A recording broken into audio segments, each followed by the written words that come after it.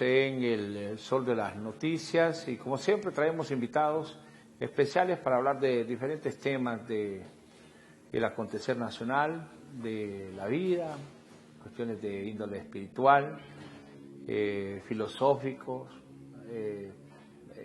también de filosofía, de tantos temas que hemos traído durante toda esta temporada, a personas con discapacidad, a personas que están luchando por lo que ellos consideran son cosas importantes para la vida. Hoy hemos invitado a una persona que se identifica como Rolando.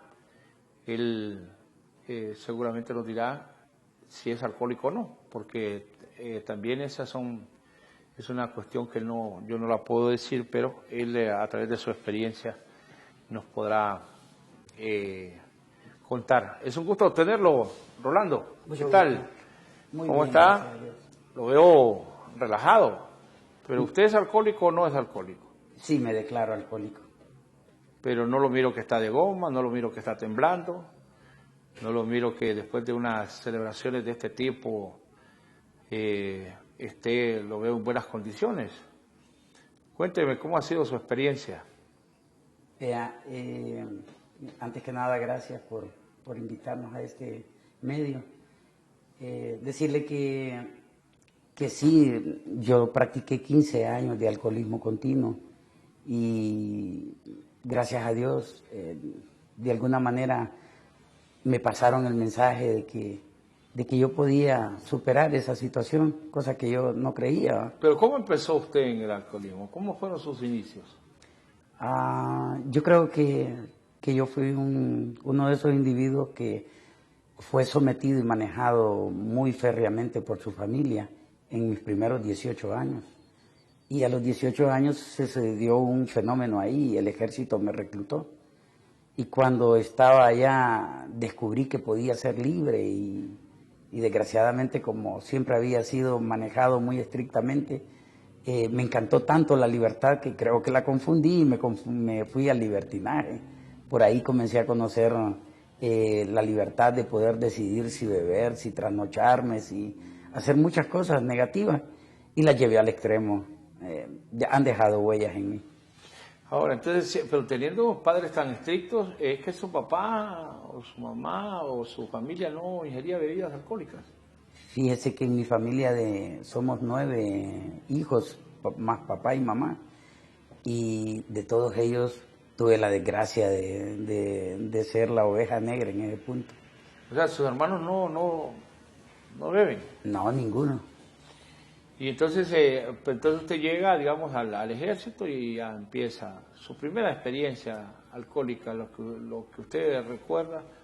Porque me imagino que los inicios han de ser como porque yo miro mucha gente que anda alegre, que dicen que el beber es para alegrarse. ¿Le tocó a usted? Sí, solo que mi primera experiencia no fue muy como a embriagarme, más hice el ridículo en la primera vez. Recuerdo que en esa vez estábamos francos, así le dicen en la terminología de los militares, y un oficial que al parecer yo le simpatizaba me dijo, Flores, me dice, ¿y usted no va a salir franco? No, le dijo yo, me voy a quedar a leer un libro, le digo. ¿Qué pasa? Me dice, es su primera oportunidad en 6 meses y no va a salir, me dice. Este oficial y yo vamos a ir a beber, me dice. Usted, me dice, bebe, me dice. Me lanzó la pregunta directamente. Y cuando me lanzó la pregunta yo malinterpreté y en mi mente pensé como que me estaba preguntando si yo era hombre o no era hombre. Y el orgullo quizás me hizo responder con arrogancia y decirle, sí, yo bebo, y nunca había bebido. Y nos venimos, ¿cómo se llama?, con esos 2 señores. Antes había un lugar ahí por el Prado que se llamaba Salmón, un lugar que se entraba, un bar que se entraba con membresía y todo el asunto. Y ellos tenían membresía para ahí y yo entré con ellos. Resulta que el hombre, dije yo, yo voy a seguirle la corriente a él. Y él pide, cuando le preguntan, pide un vodka, ¿va? Divorciado, dijo algo así, un vodka divorciado, ¿no? Y entonces cuando me preguntan a mí, yo digo que lo mismo. Y sirven dos vasos, recuerdo, uno de un líquido transparente, y uno como de color de jugo de naranja. Y yo me preguntaba y decía yo, ¿y esa agua para qué la servirán? Digo, ¿será que la gente refinada mete las manos ahí y luego con una servilleta se limpia o algo así? Y comencé yo a beber el jugo de naranja. Ha de ser el trago, digo, me lo iba bebiendo y decía yo, pero esta cosa sabe a jugo de naranja, no es, qué rico, digo, pues, digo, para hacer licor, digo. Y allá al rato me dirigen la palabra y me dicen, hey, ¿cómo se siente? Bien. ¿Y qué tal el trago? Y yo saco el vaso de jugo de naranja y le digo, muy bien, este trago está. Y se echaron a reír, dije, este nunca ha bebido, dice, el trago es el otro. Y entonces, pero ahí ya empieza usted la carrera. Me llama la atención porque regularmente la gente piensa que el que se convierte o se mete en esto del tema del alcoholismo son personas que, no, es que le aprendió al papá, le aprendió a la mamá, o a los hermanos, o los amigos, y hay una serie de conjeturas alrededor de esto. Pero después de esta experiencia, pero se echa sus tragos esos días, se embola.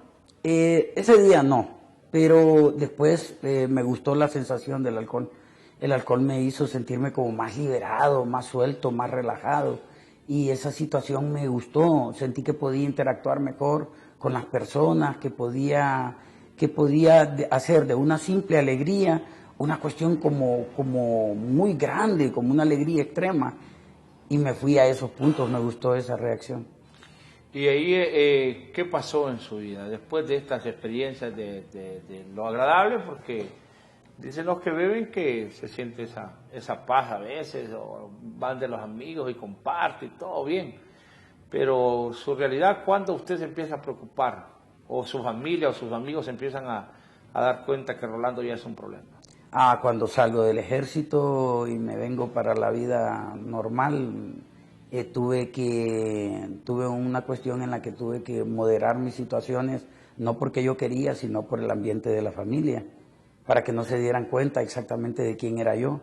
Pero eventualmente llegaba a la casa golpeado, o llegaba a la casa con la ropa raída, o llegaba a la casa, en estado muy complicado, y poco a poco la situación se fue desmejorando.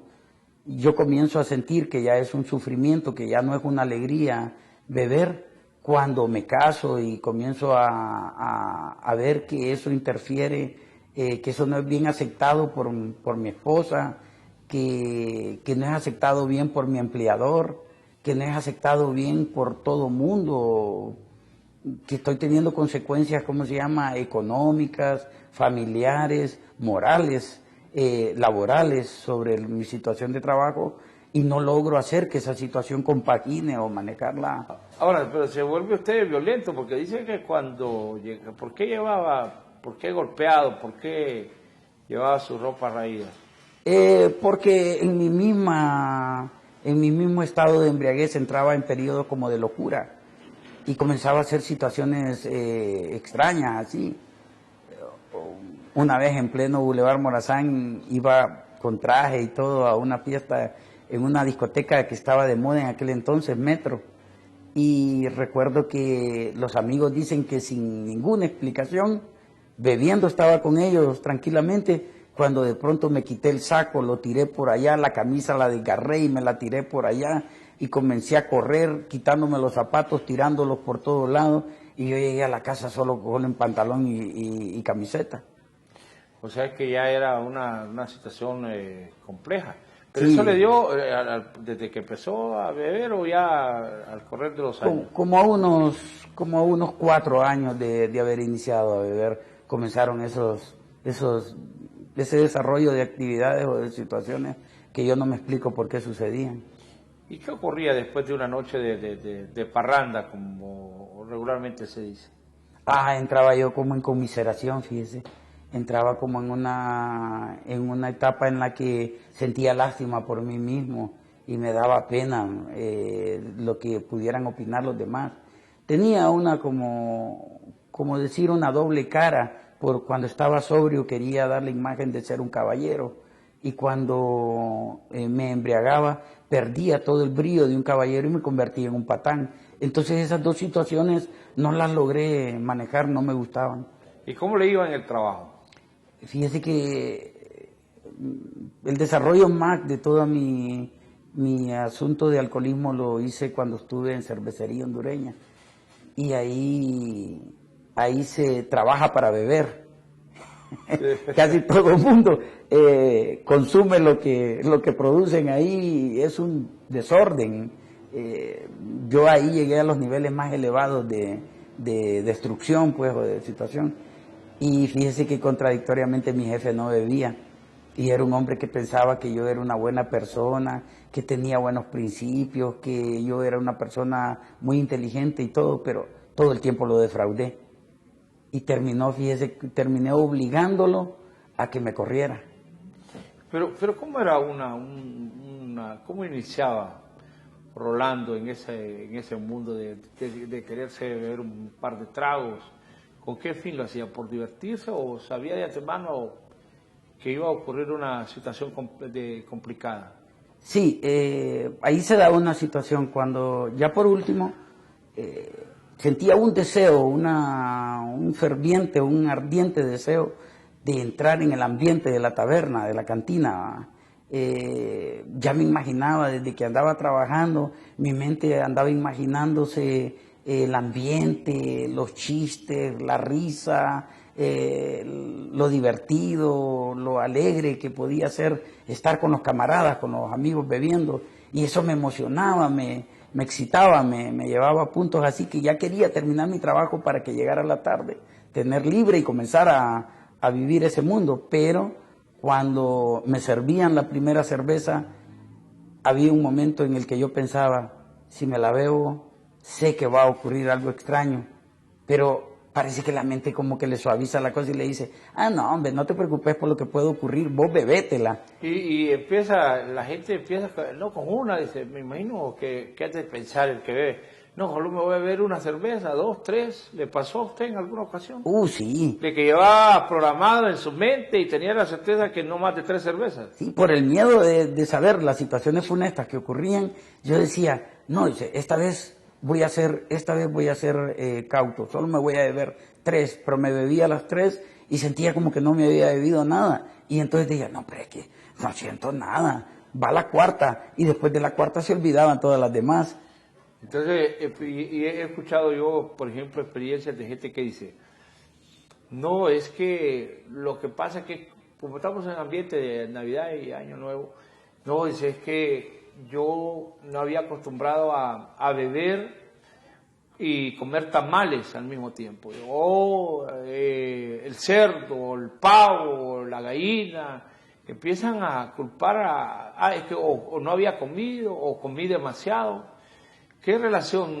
¿Se relacionaba usted también eso a la bebida? ¿A que perdiese el control en beber por estas circunstancias? No, yo nunca me puse a pensar así como en echarle culpa a nada de eso. Cuando ocurría ya al día siguiente que comenzaba a analizar la situación, siempre salía la pregunta esa, ¿por qué ocurrió esto? Y cuando trataba de darle una explicación a esa pregunta, llegaba a la conclusión de que tristemente yo no era un ser desdichado, que no podía controlar mi forma de beber y que por eso me ocurrían mis desgracias. ¿Cambió de tipo de bebida usted en el camino? Que decía, no, es que a mí lo que me embola más rápido es cualquier marca de bebida. Entonces, a la siguiente probaba con otra. Yo había noches en las que me daba por el tequila, por ejemplo, tequila combinado con cerveza. Había veces que me daba por whisky, habían veces que me daba, por ron, pero generalmente yo tenía mi fe de que si yo bebía solamente cerveza, no me ocurrían situaciones extrañas, que ocurrían situaciones extrañas cuando yo rompía con esa regla y comenzaba a incursionar en caminos desconocidos con el whisky, con el tequila, con el ron, con el vodka o cualquier cuestión así. Entonces, pero al final siempre es lo mismo, o sea, la gente se termina alcoholizada. Sí, de cualquier manera, ya sea que fuera por pura cerveza o combinaciones, parece todos ellos son licores y producen el mismo efecto destructivo en uno. Accidentes de tránsito, problemas de ir al hospital debido a la ingesta. Una vez me llevaron al Seguro Social producto de que fui a estrellarme contra un carro. Me llevaron y cuando me desperté en el Seguro Social estaba canalizado con suero y tenía unas cosas pegadas en el pecho y todo así. Inmediatamente fíjese que me despierto y digo, ve, ¿aquí dónde estoy? No, hombre, yo tengo que irme para mi casa. Me desconecté todo y salí, ¿cómo se llama? Y me fui para la casa. O sea que fueron... pero usted no se acuerda del suceso. No, dicen que estuve inconsciente como un par de horas desde que ocurrió. Me recogieron en el incidente inconsciente y me llevaron para el Seguro Social y me tenían en un lugar aparte así. Recobré el conocimiento y le digo, así me desconecté y todo, digo, yo estoy bien, yo me voy para mi casa. Digo. O sea que la gente a veces cree que esto como que no fuese real lo que está alrededor de una persona que tiene problemas con la bebida. Y esa combinación que muy bien nos lo grafican aquí los compañeros, entre la bebida y el conducir, la irresponsabilidad, ¿verdad?, de las personas que ingieren bebida alcohólica y de no, hombre, yo manejo mejor cuando veo que cuando ando sobrio. ¿Le pasaba a usted eso de creer que era mejor conductor cuando bebía? Siempre uno dice que, afirma uno de que uno conduce mejor cuando anda en estado de ebriedad, pero no es cierto, creo que solamente es que quiere, razonando, darse un punto positivo sobre lo que está haciendo.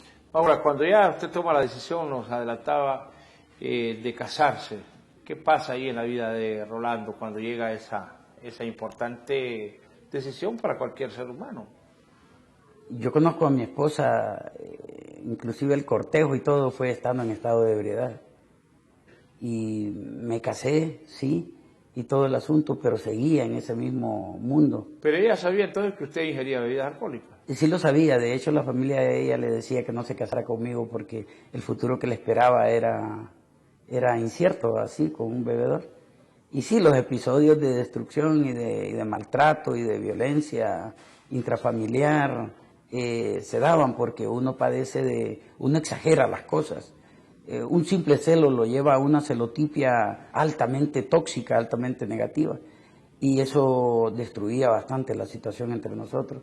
Yo a un punto que ella ya daba muestras de debilidad y de resignación en que no había solución para mí y que teníamos que separarnos. Para ese entonces ya teníamos nuestros 3 hijos. Y yo estaba desesperado porque tampoco lograba encontrarle, yo sabía que la cosa estaba mala, pero no lograba encontrarle una salida. Siempre me prometía que ya no iba a beber y lo hacía de forma muy sincera, pero llegado el momento de la verdad, volví a parecer ebrio, volví a estar en la misma situación, hasta que un día pues ocurrió el milagro. Yo creo que las cosas tienen que destruirse en la vida de un individuo para que se mejore. ¿Qué nivel de violencia hubo en la parte familiar? Bueno, hubieron cosas como usted estaba leyendo una noticia ahí, por ejemplo, en la que un individuo mata a su esposa y se duerme tranquilamente pensando que no ha ocurrido nada y se despierta con la tragedia de ese incidente. Lo mío no fue así, pero sí casi parecido. Yo llegué una noche a la casa, ¿cómo se llama? Y yo no me acuerdo, yo amanecí tranquilo y de repente buscaba a mi esposa y no la encontraba y la fui a encontrar allá en un rincón, agachada, llorando, abrazada con mi hijo. Y le preguntaba yo que qué le pasaba y me decía, no me quería dar la cara, y cuando me da la cara estaba como los mapaches, con los ojos todos morados y los alrededores. Y yo le preguntaba indignado le preguntaba que quién le había hecho eso, que yo necesitaba saber quién la había maltratado porque quería ajustar cuentas con ese individuo. Ya iba a ver qué clase de hombre era usted para el patán que había hecho eso. Sí, correcto. Y después llorando, ¿cómo se llama? Me dijo que era yo. Se me cayó el castillito de naipes. Sí. Y entonces ahí ya se volvió la relación un poco complicada para ustedes. Sí. La relación familiar. Es admirable cuánta mujer de alcohólico, el aguante que tienen esas doñas, Sí. ¿verdad? De poder soportar tantas cosas y la forma como fácilmente caen en el juego del alcohólico al decirle, no, hombre, yo, mira, perdonadme y a partir de ahora yo voy a ser un hombre diferente, pero esto no ocurre. Se vuelve a repetir la historia. Cuantas veces la gente bebe, vuelve a tener este tipo de problemas.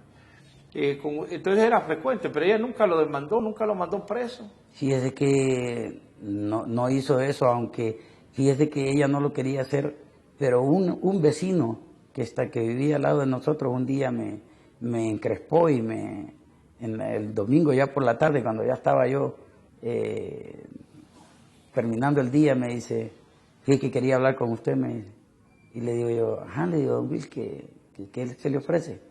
Mira, Rolando, me dice, yo he sido un observador pasivo, me dice, de todas las atrocidades que usted le hace a esa pobre mujer. Dice. Yo le he aconsejado a ella, dice, personalmente, que lo demande, dice, porque usted es un animal con ella. Pero le voy a decir una cosa, ella no lo quiere hacer, pero si usted lo vuelve a hacer otra vez, me dice, no va a ser ella que no va a denunciar, voy a ser yo, me dice. O sea que él miraba que el maltrato era frecuente y de repente había mucha grosería. Pero con sus hijos, ¿cómo era la relación? Pues, ¿También ellos sufrieron?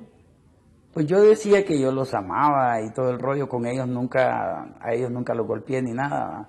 Más que nada eran celos con mi esposa, no sé de dónde me salían, pero yo decía, a cada situación decía yo que había algo anormal. Por ejemplo, llegaba Bolo yo y quería que ella me hiciera cariño o lo que sea, y cuando ella se negaba, yo asumía que era que había otro pollo en el corral y eso me enfurecía y entraba en esas... O sea, fíjese que esto de los celos, y quiero, me mostramos una imagen, y fíjese que un hombre, dice la noticia, al calor de los tragos, mató a su compañera de hogar de varios disparos en su cabeza. Según autoridades, el hombre aún estaba dormido sin saber lo que había hecho.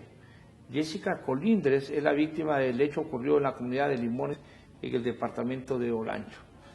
Hoy estamos hablando con alguien sobre este tema de lo que es el alcoholismo y las consecuencias. Vamos acá, ¿hasta dónde puede ser posible esto? De que un hombre le quite la vida a su esposa y no se dé cuenta.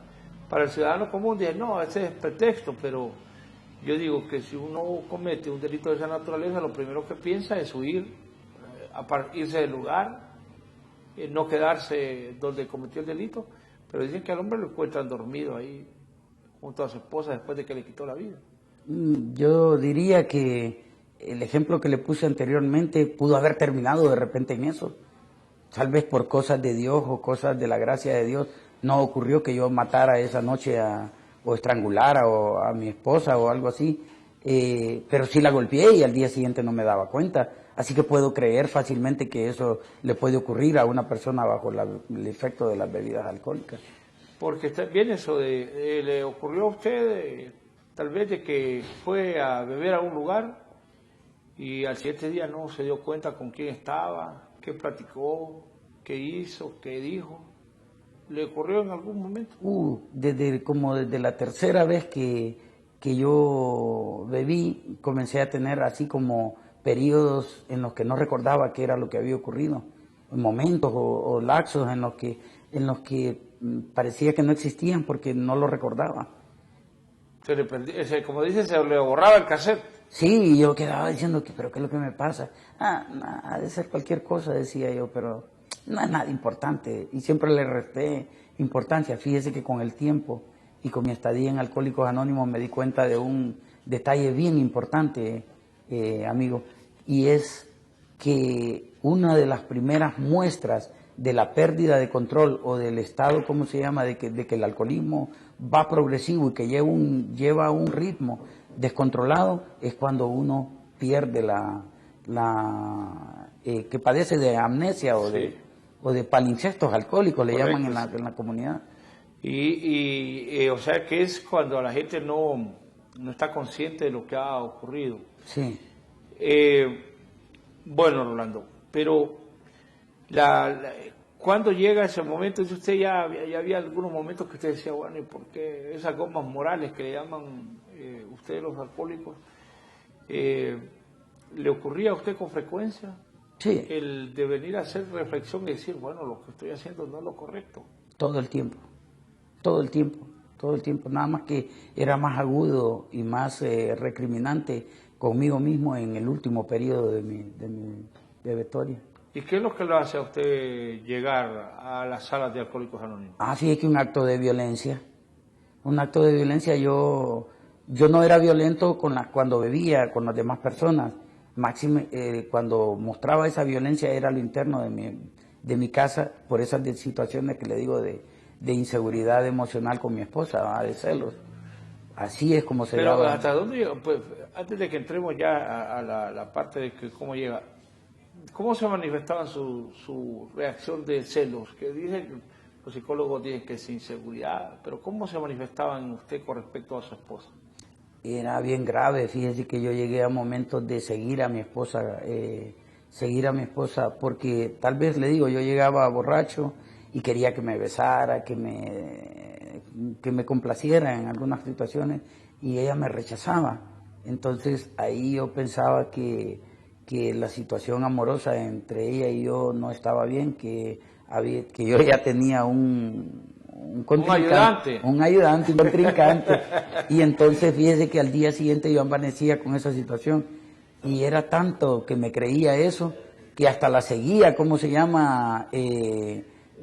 pedía permiso de mi trabajo para seguirla a escondidas, a ver a dónde iba y qué era lo que hacía, y la verdad nunca pude encontrar nada que justificara mis sospechas o mis cuestiones de eso. Pero se da un hecho previo a que usted llegue a las salas de Alcohólicos Anónimos. Sí, fíjese que yo fui víctima de una situación bien extraña.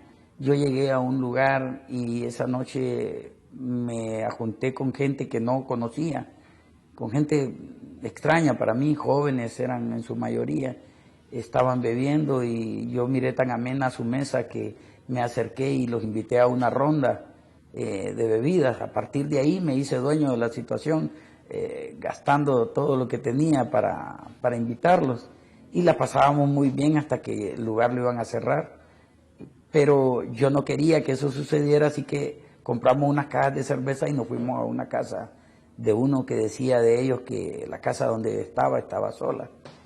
Y fíjese que ya llegado ahí, yo estaba bien ingerido de bebidas alcohólicas, y esos muchachos me usaron como muñeco para un candidato que tenían, según de que tenía que golpearme para pertenecer al bando de ellos o a la situación de ellos, le decía a uno de los que estaba ahí. El hombre comenzó a golpearme y después se volvió una cosa tan frenética que decía que me quería matar. Entonces hasta ese punto sí los otros parece que no estaban muy de acuerdo y lo agarraron. Cuando lo agarraron y lo sostuvieron, yo no sé cómo, salí arrastrándome de ahí, de esa casa, y salí corriendo. Llegué a mi casa, no sé cómo, no recuerdo, pero cuando llegué a la casa estaba desfigurado, hematomas por todos lados, golpes por todos lados, los labios hinchados, los ojos apenas si se podía abrirlos, todo eso, y el impacto de esa situación me pareció tan doloroso, porque yo no bebía para buscarme problemas de ese tipo, yo bebía para divertirme, yo bebía para ser una persona social, a ser aceptado socialmente, y cuando me doy cuenta de eso, entonces me descontrolé. Hasta ahí, pues no sabía qué hacer, y apareció un vecino mío que era miembro de la Sociedad de Alcohólicos Anónimos. Él me pasó el mensaje y él se encargó de llevarme a las salas de Alcohólicos Anónimos. A partir de ahí mi vida ha cambiado. Bueno, usted dice que solo es por 24 horas, pero ¿cuánto tiempo tiene estar ahí en la sala? Bueno, de 24 horas en 24 horas voy contando 7 años de mi última borrachera.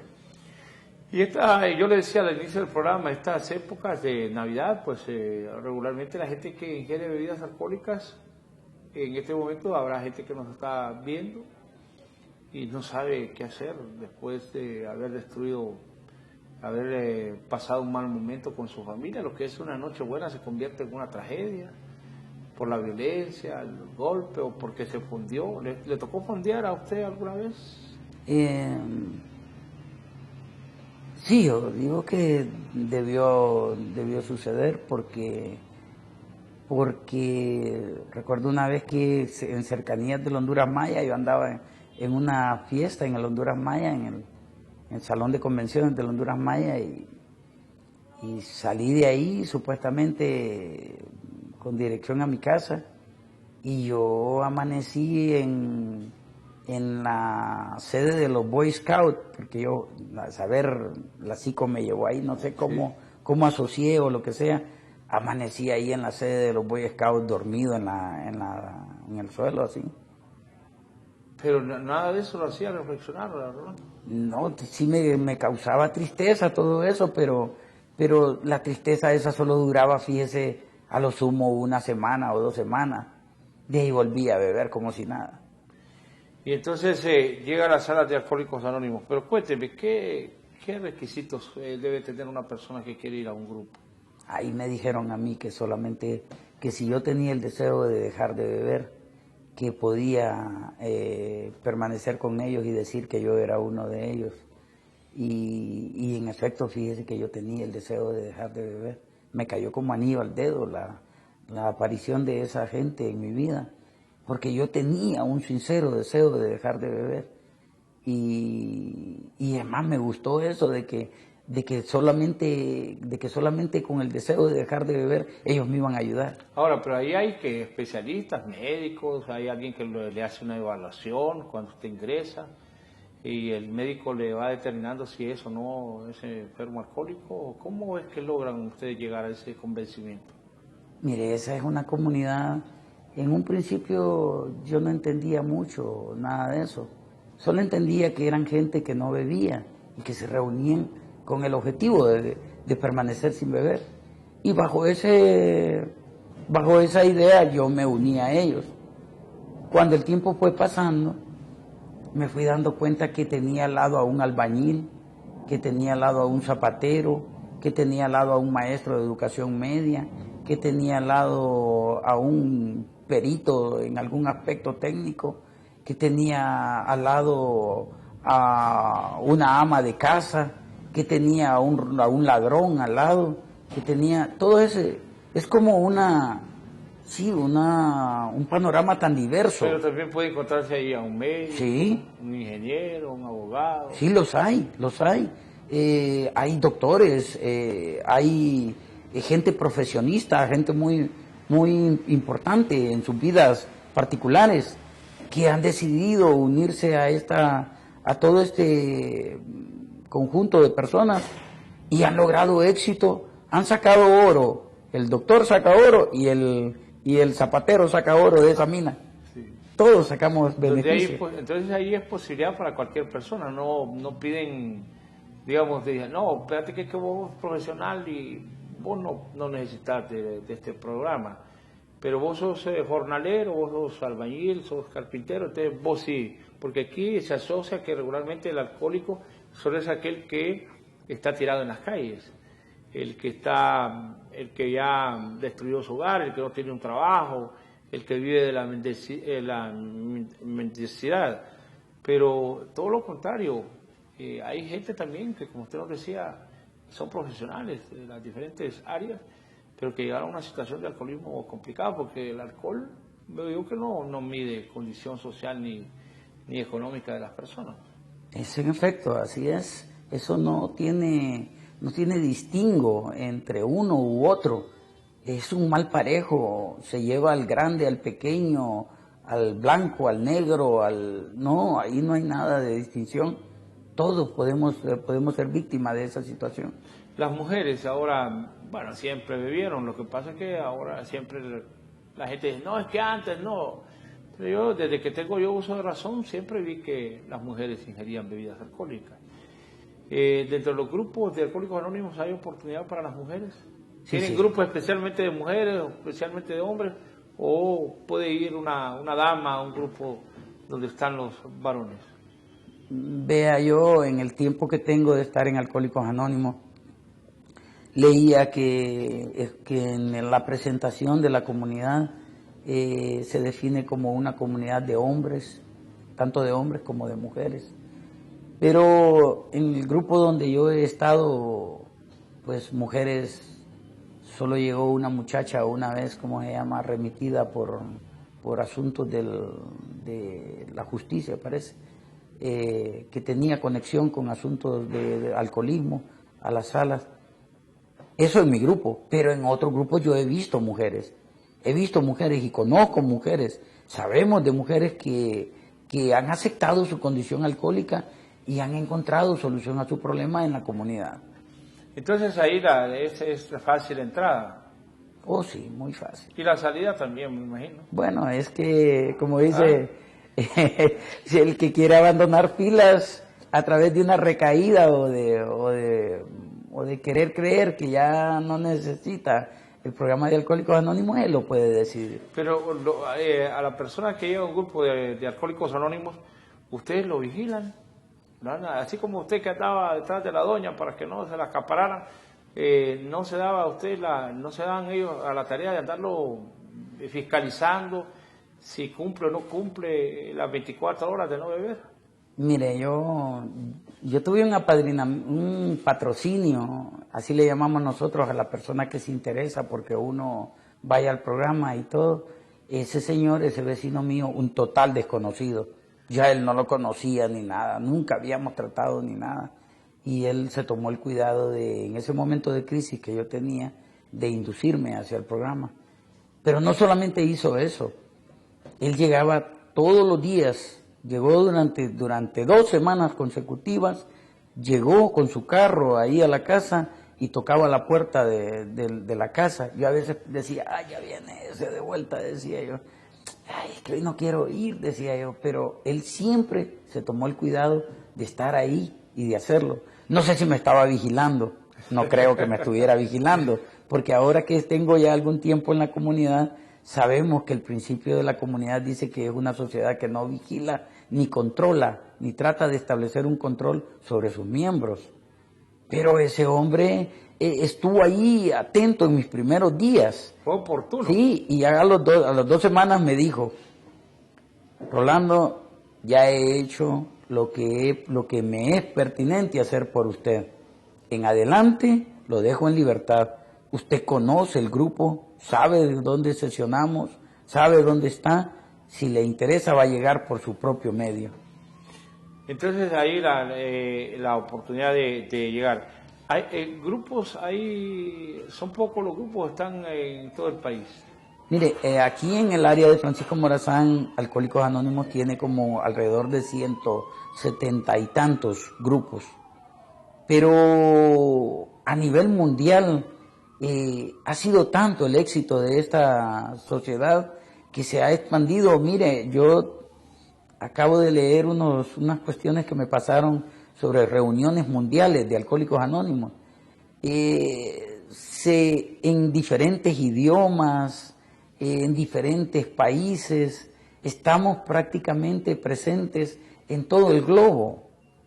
Hay grupos por todo lado. Podría yo decir con bastante seguridad, mi amigo, que en cada colonia, que en cada aldea o pueblo de Honduras, a lo menos existe un grupo. Y bueno, aquí me pone usted que está, por ejemplo, el grupo Última Salida es en la colonia Las Mercedes, al costado de la escuela Simón Bolívar, en Comayagüela, frente a la plancha. Sesionan todos los días de 7 a 9 de la noche. Está el grupo Despertar en Alcohólicos Anónimos, en la segunda avenida entre tercera y cuarta avenida de Comayagüela. Sesionan todos los días de 5 a 7 de la noche. El grupo Liberación, que está frente al desvío a la colonia, al barrio Los Profesores, en la Cuesta de los Inditos, en Comayagüela, ahí cerca de las Crucitas es esto. Sesionan de 7 a 9 de la noche. El grupo Nuevos Horizontes, que está en la colonia Las Ayestas, en la calle principal, la terminal de buses de Los Profesores, y contiguo al Mercadito Claudia, sesionan todos los días de 7 a 9 de la noche. El grupo 14 de Mayo, esto en el barrio Lempira, en la 15 calle, Cuarta Avenida, sesionan todos los días de 7 a 9 de la noche, y el grupo Catarsis está en la Séptima Avenida, el edificio Ciro García, frente al Hotel Honduras, y sesionan de lunes a viernes de 7 a 9 de la noche. Estos son algunos de los grupos que la gente puede visitar. Me traía usted aquí una literatura que la vamos a compartir, y es la pregunta, esa para usted, las 12 preguntas que solo usted puede contestar. Tengo entendido que este es un material que ustedes le dan a la persona para que pueda reflexionar sobre lo que es. Pero si usted me ayuda, ¿cuáles son estas preguntas y quién tiene que contestarlas? Ese cuestionario, ¿a quién se lo llevan? ¿Lo hacen ahí dentro del grupo y lo contestan? ¿O lo lleva a su casa y lo analiza con su familia? ¿O va donde su patrón? ¿O va donde el líder religioso de su simpatía?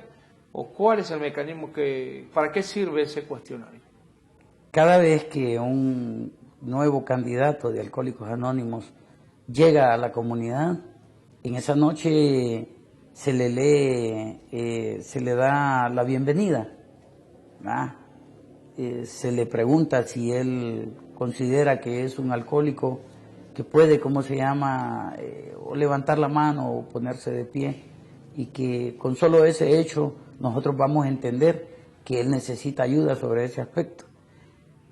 Ya que sucede eso, los que están ahí en la reunión le estrechan la mano y le dan la bienvenida. Entonces, a partir de ahí, subimos todos a darle nuestra experiencia. Dentro de esas cosas le damos un ejemplar como este, diciéndole que estas preguntas son de orden personal, que son preguntas que él no debe leerlas o tratar de responderlas allí en la reunión. Pero podemos darle lectura, si le parece. Sí. Mire, se trata de 12 preguntas. La indicación dice que al contestar 4 de estas preguntas de forma positiva, ya hay un indicio bien fuerte de que uno pueda ser un enfermo alcohólico. Y las preguntas van como desde si ha tratado alguna vez de dejar de beber durante la última semana sin haber podido cumplir con esa promesa. Que a usted le ocurrió en algún momento que se hacía promesas, no vuelvo a beber, y creo que durante la plática usted me lo señalaba. Sí. Que no podía, la semana se le olvidaba cualquier promesa. Sí, esta pregunta yo la contesté positiva de entrada. Cualquiera yo creo que puede contestarla positiva, porque es un hecho en la vida de uno que las promesas van a fluir pero no van a tener efecto. La segunda dice, le fastidian los consejos de otras personas en cuanto a su costumbre de beber. Era algo que yo también contesté positivo, porque cada vez que alguien quería hacerme cuestionamientos o señalamientos sobre mi forma de beber, eso para mí no era grato y yo lo rechazaba. O sea que aquí en este momento habrá gente que quiera cambiar de canal o apagar el televisor, porque puede sentir que lo que estamos platicando se refleja en su vida y que no quiere estar escuchando a una persona que se dice alcohólica y a un periodista preguntándole sobre cuestiones que a él le pueden estar sucediendo, sea hombre o sea mujer. Puede ser así más o menos la cosa. Y es casi seguro, señor periodista, es casi seguro. Seguimos. La tercera pregunta dice, ¿ha cambiado de una clase de bebida a otra con el objeto de no emborracharse? Y eso también se da. Uno, como decía usted, comienza a razonar que quizá fue porque bebió determinada clase de bebida. Que a lo se mejor vuelven químicos ustedes, los alcohólicos. Sí. De repente. Haciendo pruebas he escuchado, lo escuché a usted decir vodka con tequila con cerveza, esa combinación ya. Me imagino que otros harán otro tipo de combinaciones por creer que eso no los embola. Entonces, dentro de la práctica está, si hay alguien que ha hecho estos tiritos así de creer que combinando bebida, que la calidad de bebida es la que lo hace perder el control. También va positivo para alcoholismo. La otra, durante el año pasado ha tomado alguna copa al levantarse por la mañana. Mire, esta pregunta sí yo no la contesté positiva porque pues yo nunca he bebido días, pero sé que mi caso es un caso medio aislado. La mayor parte de los bebedores declaran que durante las mañanas, para controlar su estado anímico y su... es lo que le decimos la goma, sí, o la resaca, sí, que la gente tiene malestar y al principio tiene como temor de beberse un trago, pero alguien les cuente, como también, como decíamos, hay químicos hasta en los estancos, lógicamente. Y cuando yo hablo de estancos no me refiero al estanquito que usted ve en el barrio, no, los estancos también están en los hoteles, sí, en los grandes restaurantes, en los lugares donde venden bebidas alcohólicas. Y cuando digo esto no lo hago de forma despectiva, sino que es una realidad. Ese es el mismo efecto va a tener el alcohol que venden, la bebida que venden en un estanco, que la que le venden en un restaurante. Si usted tiene problemas con la bebida, si se va a fondear, se va a fondear. Si va a ir a golpear a su mujer, beba en un local de mala vida como el que se puede aparentar de buena vida, va a ocurrir lo mismo. sí. Entonces, en este sentido es buscar como alivio al siguiente día después de una borrachera. Sí, como dijo usted, una persona refinada va a andar su licorera fina, ¿va? Y inclusive la va a andar en su saco y todo el asunto, ¿verdad? Pero lo que anda ahí es la reserva para volver a reactivarse o estabilizarse durante el siguiente día.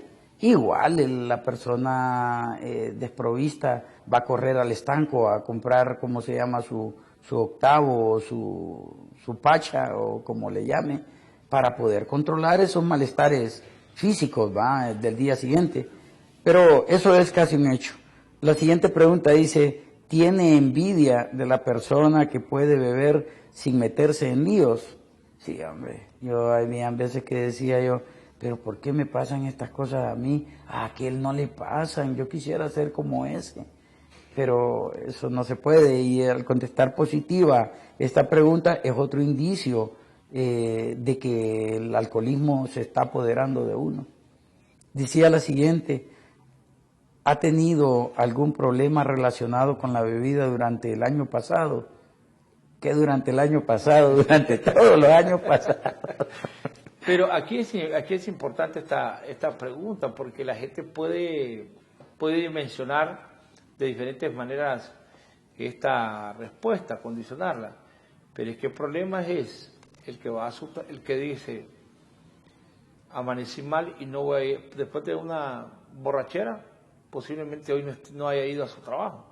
Y que lo haya justificado, llame por teléfono, busque el mecanismo de comunicarse con su jefe para justificarse que amaneció muy mal porque le cayeron mal los tamales, o porque un familiar esté enfermo, o porque justificar que la mamá, y hay algunos que se les olvida y dicen, no, fíjate que mi mamá está bien grave, pero hacía 6 meses que había pedido permiso porque la mamá se le murió, ¿verdad? Que son cuestiones, o un tío que está gravemente, y ahí se vuelven tantos los pretextos que, y yo lo digo por experiencias que he visto yo, de personas que buscan de mil maneras justificarse.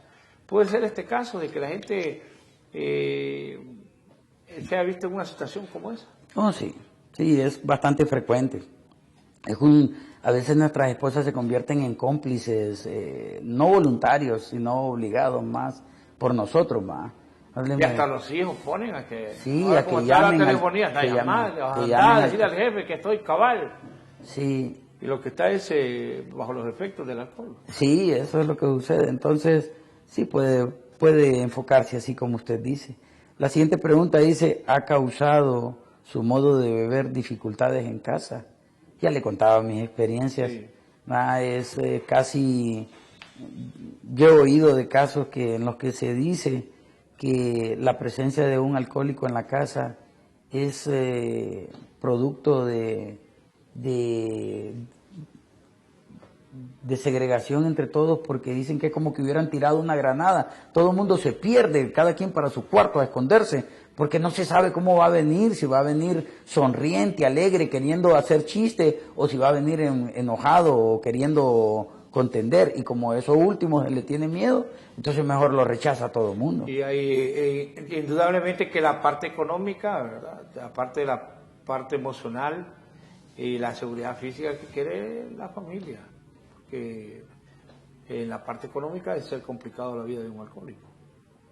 Sí, generalmente se dice en nuestra sociedad que nosotros los hombres debemos ser los proveedores idóneos de todo lo que necesita en la familia, ¿va?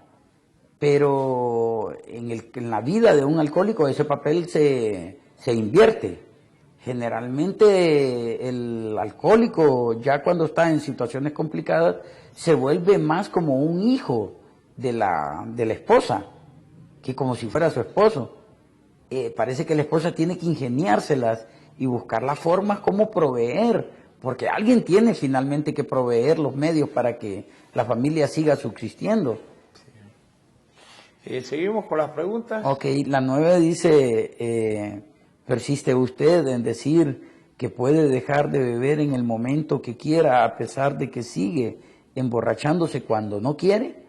Y esta es una característica de los alcohólicos. Yo contesté muy positivamente a esta pregunta. Porque... O sea, que ese es aquel que dice, no, hombre, yo bebo, pero cuando yo digo, pues yo he escuchado mucha gente fanfarrona que dice, no, hombre, yo cuando quiero dejo de beber, o yo ya aprendí a beber, yo sé qué trago es el que me hace daño, yo me levanto, ya, si sé que ese trago me hace daño, ya lo dejo ahí y no importa. Si hay alguien que piensa de esa manera, ya significa que tiene algún problema que tiene que ser tratado sobre este tema. Sí, a raíz de esta pregunta se da ese fenómeno en el que algunos alcohólicos se empeciman en demostrarse a sí mismos de que tienen control sobre su forma de beber y se autoimponen por orgullo o por demostrarle a todo mundo o demostrarse una forma vana de quererse demostrar a ellos mismos de que pueden dominar su forma de beber, se autoimponen periodos de abstinencia. Pero estos periodos de abstinencia, cuando generalmente terminan en abruptas recaídas, más todavía desagradables y más funestas que su última borrachera. O sea, que aquel que dice, no, hombre, voy a dejar de beber y lo puede lograr por deseo personal y hacer poner la fuerza de voluntades ahí. Y dice, no, yo voy a aguantarme hasta donde pueda y pelea todos los días, pero la esposa, los hijos, el patrón, los vecinos, los amigos, los familiares, el barrio, lo que prefiere es que mejor estuviera borracho, porque de repente hace más daño sin beber que bebiendo. Y lo único es una mampara por un tiempo prudencial. Hay gente que lo logra, ¿verdad? Estarse 6 meses, 1 año, 2 años, pero usted dice que si vuelve a tener contacto con la bebida es peor. Sí, sucumbe más a fondo, más tenebroso todavía. Y como le digo, cuando uno se autoimpone eso, se distorsionan el carácter, se vuelve uno agrio, amargo, insoportable, impertinente, y por eso a veces hasta nuestras esposas en algún momento, cuando nos ven en esos estados, nos dicen, no hombre, mejor vaya a beber, hombre, le dicen, mejor vaya a beber porque usted ya se está volviendo insoportable y lo que quiere es que uno le diga que vaya a beber, entonces mejor vaya a beber. Y uno siente como que le han abierto el portón y sale. Y a buscar a alguien a quien echarle la responsabilidad de beber. Sí. Si seguimos con las preguntas. La 10ª pregunta dice, ¿ha faltado a su trabajo o a la escuela a causa de la bebida? Me llama la atención esto que dice de la escuela. Siempre me llamó la atención esta pregunta por esa aseveración que hacen de la escuela. Usted sabe que a la escuela no va a ir generalmente un adulto como usted, sí, o como yo. A la escuela generalmente va a ir por tarde un muchacho, escuela-colegio, un adolescente. Y ahora se da de moda, ¿cómo se llama? Que el problema de alcoholismo está azotando allá desde adolescentes. desde adolescentes ya en algunos momentos no van a la escuela. Hay gente joven de Alcohólicos Anónimos. Hemos visto, fíjese que la vez pasada en una jornada de motivación o de información sobre alcoholismo nos presentamos ante un director de un centro educativo y allá en lo interno de la dirección, platicando entre él y nosotros, él cuando nos presentamos y le dijimos que queríamos dar charlas sobre alcoholismo a los muchachos del colegio, él inmediatamente dijo que era una buena acción, porque él sabía, producto de que él es el director, de casos de férreo alcoholismo entre los muchachos, ¿cómo se llama? Estudiantes. Entonces aquí el tema es que cualquiera se puede ver afectado, no importa la edad. Oh, sí, eso ya estamos conociendo de casos de individuos que comienzan sus ingestas alcohólicas o sus incursiones sobre alcoholismo a edades bien pequeñas, como los 12 años. Y no solo eso, tiene otras consecuencias. Una muchacha, por ejemplo, que acepta invitaciones a beber en edad estudiantil, puede terminar prematuramente embarazada y teniendo, ¿cómo se llama?, un hijo a los 14, 15 años, y cosa que socialmente va a venir a descomponer una familia o a distorsionar la sociedad. Me tocó ver un hecho en la cercanía, pero hace como unos 2 o 3 años, y yo pude verlo, porque ese sentimiento de periodista no lo pierde, cada cosa anda viendo qué informar, si es bueno, si es malo, si es regular. Y iba una niña en un completo estado de ebriedad. Y la gente empezó como a mofarse, ¿verdad? Porque ella se cayó y se quedó. Entonces me tuve que bajar yo del carro y le digo, no, por favor, no es la cuestión adecuada. Lo que debemos de buscar es al colegio, ¿verdad? Ahí seguramente en eso venían unos compañeritos, entonces, no, ¿a dónde vive ella? Y ya hubo una gente ahí muy bondadosa, dijeron que no, que ellos la iban a ir a dejar junto con los compañeros, pero muy joven, ¿qué le digo? Unos 14, 15 años lo más. De ahí otra joven en el centro de Tegucigalpa, entré y dijo, denme una Guindel, dijo. Entonces a mí me sorprendió que el tipo que estaba vendiendo agarra una cerveza y la vierte sobre una bolsa y ya se la da. Y le digo, cerveza es que llevaba esa jovencita así. Fíjense, aquí esos hipotes todos los días vienen a comprar cantidad de cerveza. Entonces empezó como la inquietud mía de ver que los jóvenes buscan mecanismos para poder ingerir bebidas alcohólicas. Eso está a la orden del día, señor periodista. Mire, yo tuve la oportunidad en cercanía de un colegio, yo andaba por ahí, andaba buscando una fotocopiadora. Por ahí me metí a una pulpería a preguntar dónde había una fotocopiadora y había una fila de jóvenes 12, 13, 14 años y todos riéndose. Y yo decía, bueno, pues es natural que los jóvenes se rían y todo, ¿eh? No le presté mucha atención.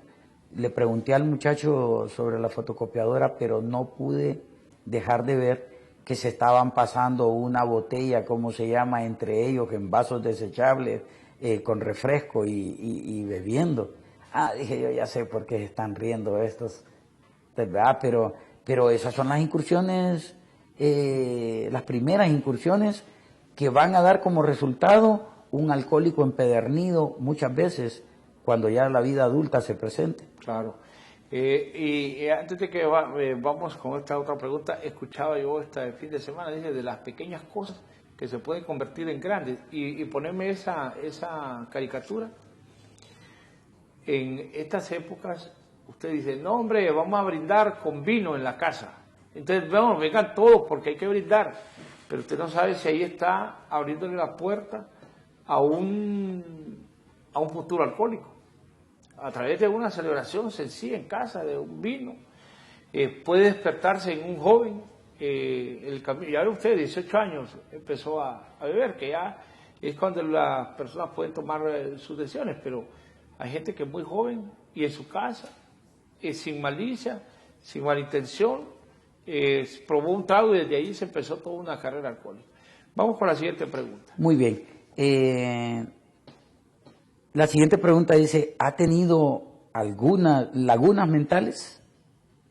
Y esto, mire, yo le digo, si yo hubiera sabido de que es un indicio, pero un indicio muy fuerte, ojo aquí o oído aquí a nuestros amigos televidentes de este canal, esta es uno de los indicios, en mi criterio, poderosos que van a definir si usted puede tener problemas con la bebida, si ya tiene la presencia de espacios que no pueda recordar, que no pueda reconstruir la historia de la noche anterior o de los eventos que ocurrieron, sepa que está camino en línea recta a ser un alcohólico problema. Ese es uno de los indicios. Y la última de las preguntas dice, ¿ha pensado que llevaría una vida mejor si no bebiera? Esto yo lo contesté positivo, porque siempre pensé yo de que no sabía por qué bebía, pero que sabía de que quizás si dejara de beber podría tener mejor vida. Así que hay esta posibilidad. Yo quiero agradecerle, Rolando, porque nos ha acompañado este día a que podamos conversar de esto. Me decía durante el programa que para ser miembro de Alcohólicos Anónimos no piden ningún requisito. No lo hay. Uno puede ser miembro con solo el hecho de que esté atormentado por su forma de beber y quiera dejarlo, con solo eso basta para que él pueda ser miembro. ¿No necesita ir con alguien, llevar la tarjeta de identidad, llenar alguna hoja? No, nada de eso. Es solamente presentarse, buscar ayuda. ¿Llevar la hoja de antecedentes? No, nada que ver, eso no importa, lo importante es querer dejar de beber. ¿Se paga por ser miembro de Alcohólicos Anónimos? No hay cuotas, no hay nada de cuotas, ni honorarios, ni nada de eso, no. Ahora, hemos estado pasando algún material aquí, imágenes, compañeros, vamos acá, y estas imágenes son responsabilidad nuestra, no son de los miembros de Alcohólicos Anónimos, porque ustedes, ¿por qué guardan tanto el anonimato? ¿Qué es lo que pretenden hacer con eso de que la gente tenga anonimato? El anonimato es como una garantía para nosotros y para nuestros miembros, para las personas que estén interesadas en nuestro programa. Hay personas que le temen a que los demás sepan que tienen problemas serios con la bebida. Habemos personas que quisiéramos tener esto en la mayor secretividad a lo interno de nuestras vidas, que no se sepa nunca ni se divulgue la idea de una difamación, ¿verdad?, en el tema de mi vida personal, acusándome de ser un alcohólico empedernido o una persona que tiene problemas sobre eso. Para eso ocupamos el anonimato. ¿Se lo garantizan ustedes a la gente de que sí, no se va a dar cuenta a su familia, a sus amigos? Nosotros le garantizamos al futuro candidato de Alcohólicos Anónimos que puede venir con nosotros con toda confianza, que no nos interesa lo bajo que haya caído, que no nos interesa los daños que haya él ocasionado ni nada en su vida personal, que lo único que queremos es que él tenga la oportunidad que yo tuve o que ha tenido cualquier miembro de nuestra sociedad para poder reconstruir su vida al igual que yo la he reconstruido o que la han reconstruido mis compañeros. Entonces es una excelente oportunidad. Yo quiero agradecerle, Rolando. Gracias por acompañarnos acá. Ojalá que si de las personas que nos han visto hay alguna que considere que ha contestado a estas preguntas, no necesariamente Alcohólicos Anónimos le imponen, no, sino que son en base a la experiencia acumulada. Porque tengo entendido que ustedes no se atreven a decirle, si yo voy y usted me va a decir, no, usted es alcohólico o no soy alcohólico, sino que al final a quién le toca la decisión de decirlo, porque no tienen médicos, me dice usted. ¿Cómo entonces alguien puede tomar la determinación si es alcohólico o no? Es uno mismo, pero uno lo hace en base al conocimiento que adquiere de la enfermedad del alcoholismo. Ya que uno sabe todo eso y que reconoce que esas cosas son una verdad en la vida de uno mismo, uno entonces termina finalmente aceptando que uno es un alcohólico. Bueno, este es el caso de Rolando, así que si usted considera tener problemas con la bebida, mire, qué bueno que puede encontrar una solución. Me han contado que en los Alcohólicos Anónimos la mayoría de las veces que llevan a los miembros, a los nuevos miembros, es la familia, es el familiar, es el amigo, es el compañero de trabajo. Usted analícese si a usted ha encontrado que hay preguntas de las que hoy ha leído aquí Rolando, está usted encuadrado dentro de ese marco. Pues hombre, no pierda tiempo, no espere a tener que vivir situaciones más complicadas como las que tuvo que vivir esta persona allá en el departamento de Olancho, que le quitó la vida a su esposa y el hombre se acostó, se fue a dormir o se escondió y no se dio cuenta que le había quitado la vida a su esposa. La vez pasada invitaba a alguien de Alcohólicos Anónimos y pedí una canción que se llama La Última Flor. Y aquí lastimosamente se repitió la historia de esta persona que en Olancho mató a su esposa y se quedó dormido. Con esta canción nos vamos a despedir y agradecerle nuevamente a Rolando y a los miembros de Alcohólicos Anónimos que tienen el valor de venir a contar su experiencia. El hecho de que ellos no salgan en cámara es por lo que ya nos explicaba Rolando. Ellos garantizan que quien llega a un grupo de Alcohólicos Anónimos no se le va a responsabilizar, no se le va a contar a nadie, le garantizan que le van a cuidar su anonimato y por eso es el hecho de que hemos respetado esto que hoy ha ocurrido con Rolando. Nos despedimos con esta canción. Pásela bien.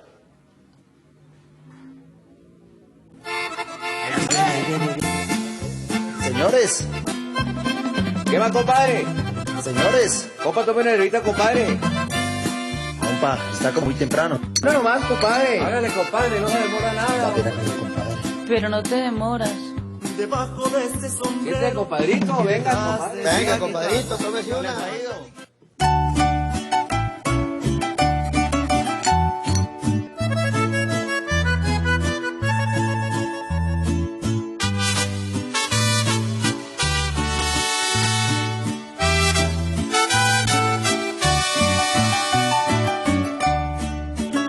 Ay, qué dolor sentí esta madrugada, más me dolió cuando me desperté, al darme cuenta que borracho y sin motivo, frente a mis hijos golpeé a mi mujer. Esta mañana cuando me despertaba, entristecida me trajo el café. Su cara hinchada me hizo sentir cobarde. Le traje flores y otra vez la conquisté. Sus familiares le pidieron denunciarme. Yo se los cuento porque yo la escuché. Ella decía, él no ha hecho sino amarme. Fue en la escalera que ayer yo resbalé.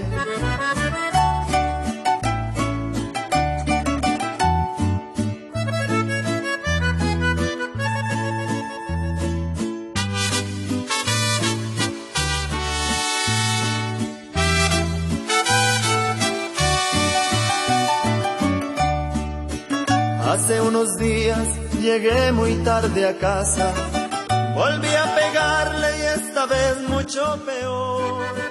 La vi resuelta a salir en busca de ayuda, se arrepintió cuando yo le di una flor. Hace unos días cumplió sus 30 años, por celebrarle otra vez me emborraché. Al día siguiente yo me desperté en la cárcel. Que alguien me explique, pues yo no sé por qué. El juez me dijo, a ver, yo le recuerdo, usted borracho mató a su mujer. ¿Qué? ¡No! ¡Qué escalofrío y qué arrepentimiento! Me sentenciaron y de aquí nunca saldré. Hoy es su entierro y yo estoy encerrado. Hoy no comprendo por qué no me denunció. Yo estaría preso, pero ella estaría con vida. Ya no le puedo regalar la última flor.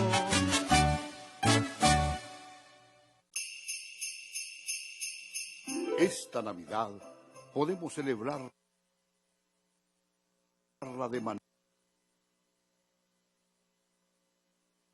diferente, estrechando una mano con cariño y sinceridad, escuchando a un amigo o hermano, trabajando por los demás desinteresadamente, luchando juntos por una sociedad mejor. La Navidad no es un momento ni una estación. Valorar la paz y la generosidad es comprender el verdadero significado de la Navidad. Feliz Navidad les desea Xolusatsur, Canal 36. Abrir tu primera cuenta de ahorro en Banco Atlántida es más fácil. Redefinimos tu forma de ahorrar.